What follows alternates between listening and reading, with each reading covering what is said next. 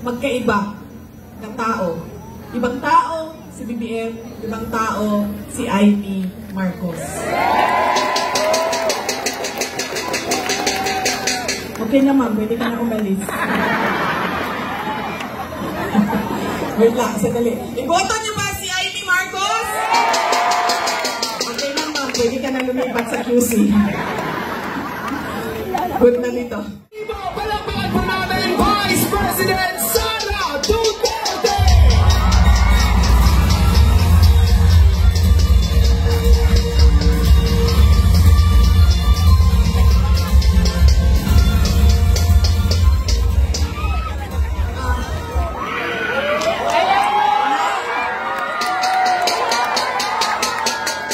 Assalamualaikum warahmatullahi wabarakatuh.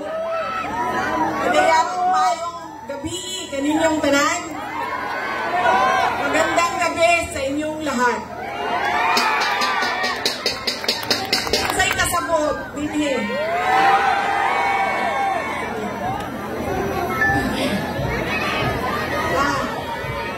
Unahin ko po muna ang aking mga pagpapasalamat. Una po, ang pagpapasalamat natin sa ating pinakamamahal na Mayor ng Siyudad ng Maynila, Isko Moreno Bagoso.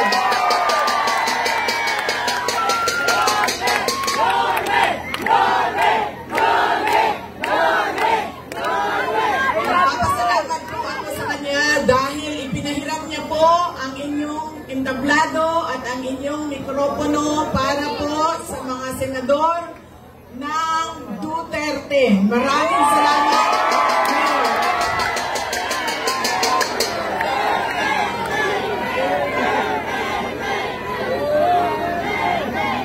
Ang sunod na pagpapasalamat ko ay sa inyong lahat, mga kababayan namin dito sa Maynila.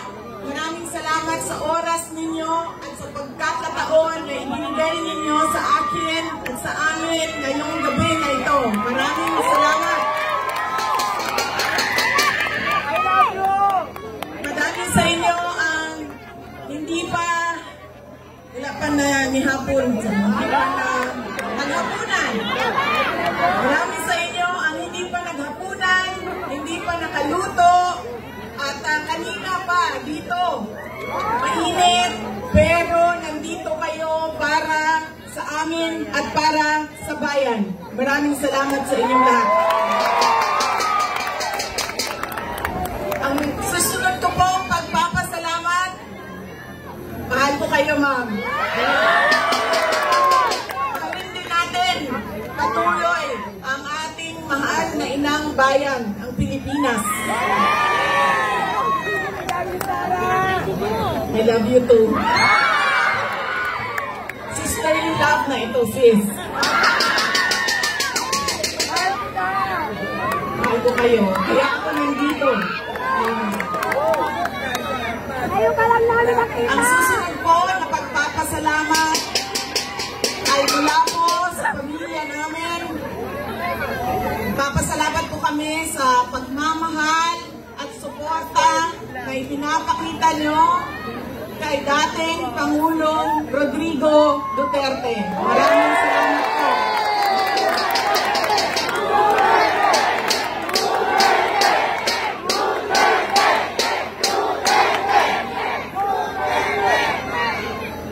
Marami po sa inyo ang nag-celebrate ng kanyang birthday noong March 28, 2025. At kami po ay taus-pusong nagpapasalamat at masaya dahil nakiisa kayo sa kanyang 80th birthday celebration. Dahil hindi po lahat tayo ay mabibigyan ng pagkakataon na umabot ng 80 years old. Kaya maraming salamat at sinelebrate nyo ang kanyang 80 years. Ang susunod na pagpasalamat ay mula po sa akin. Maraming salamat sa inyong suporta, sa inyong kampanya at sa inyong boto para sa akin noong halalan ng 2022. Maraming salamat sa suporta ninyo.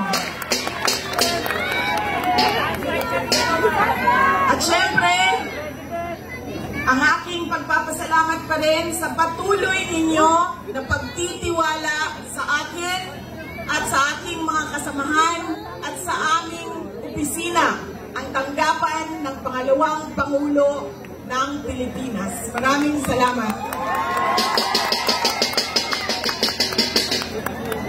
Ang amin pong pamilya ay merong malaking utang na loob sa inyong lahat, mga kababayan namin, sa pagkakataon na inyong ibinibigay sa amin na makapaglingkod sa ating bayan.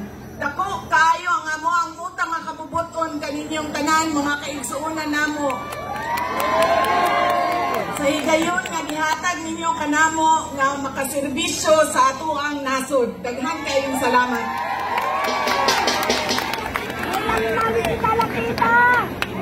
Ang susunod po ay mga kampanya po ako sa inyong lahat sa bayan. Ang galing ko lang po yung seal ng aking opisina. Palitan natin ng seal ng Office of the President.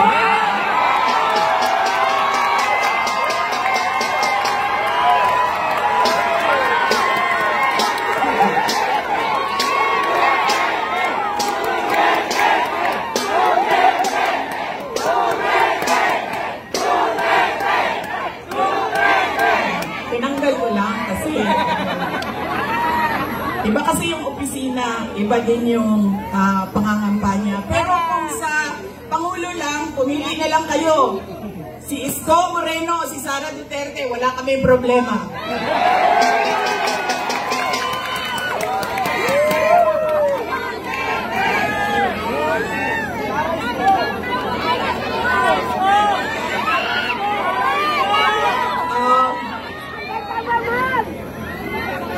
Bakit po ba lagi pabalik-balik o paulit-ulit ang problema ng ating bayan? Dahil po, paulit-ulit din yung ugali natin sa pagpili ng ating mga leader. Kung sino yung binoboto natin. Ngayong darating na halalan, marami ang nagtatanong, ano bang pwede naming gawin? Wala naman kaming pera, wala kaming makinarya, ordinaryong tao lang kami na nakatira sa gilid ng daan kung saang subdivision.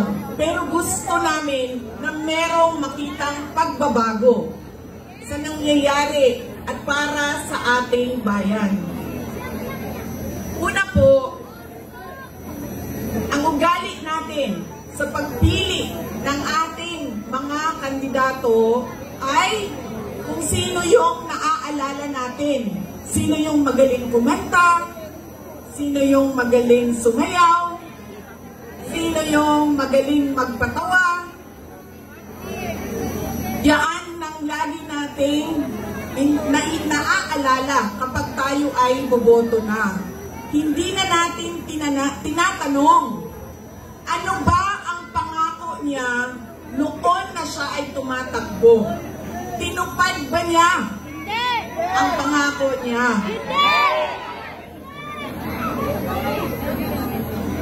Diba?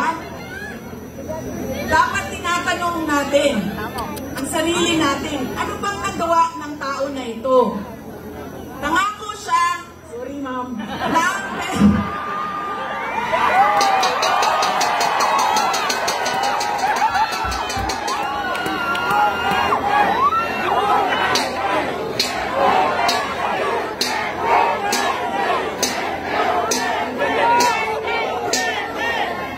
alam niyo, paano ko ba sabihin ito? Hindi, ganito. Tulad na lang na magkaibang tao kami ni Pangulong Rodrigo Duterte. Si Pangulong Rodrigo Duterte ay hindi si Inday Sara Duterte. Si Bongbong Marcos ay hindi si Amy Marcos.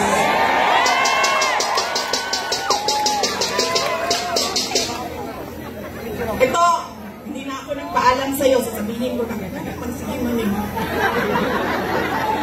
Walay tukod na.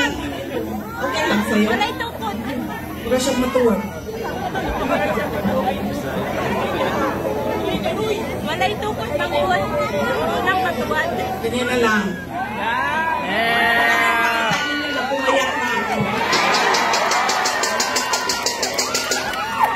Salamat, Martin Romales! Babayan niya! Sarah!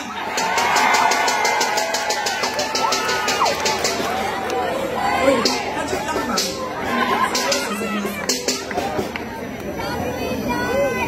Mahal ko kayo, ma'am. Ito, hindi na ako nagpaalam kay Senator Amy, ha? Kasi hindi ko naman alam na nandito siya. Noong October 2023, pumunta ako sa kanya. Sabi ko sa kanya, pwede mo ba akong tulungan? Kailangan ko kausapin ang Pangulo. Kasi nakikita ko sa mga plano nila at nabasa ko sa mga plano nila, meron silang i-file na impeachment na kaso. So sinamahan niya ako. Ito yung araw bago umalis si dating Pangulong, ay dati na, no, sorry, si Pangulong Bongbong Marcos.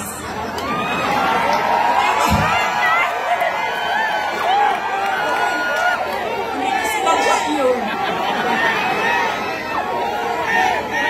Sinadya yun, ha? Nakailan na, kayo lahat, kailan ng sedisyon. Kayo dyan, may kaso na kayo bukas.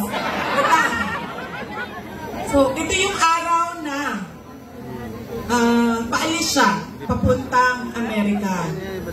Pumunta kami, sinamahan ako ni Senator Amy. Siya yung kumuha ng oras ng schedule para makausap ko si BBM. Noong nandun na kami, binanggit ko sa kanya ang impeachment. Pero hindi yung impeachment ang gusto kong marinig ninyo na kwento ngayong gabi na ito. Doon sa pag-uusap naming tatlo, kaming tatlo lang yun eh, pasensya na silang dalawa. Parites yung nandoon sa harap, silang dalawa. Nag-uusap kaming tatlo, nabanggit ni BBM ang pag-amenda ng konstitusyon. At sinabi niya na, madami siya sinabi, pero ang gist ng sinabi niya ay, we will just amend. Kasi English man sila pag mag-istorya, no?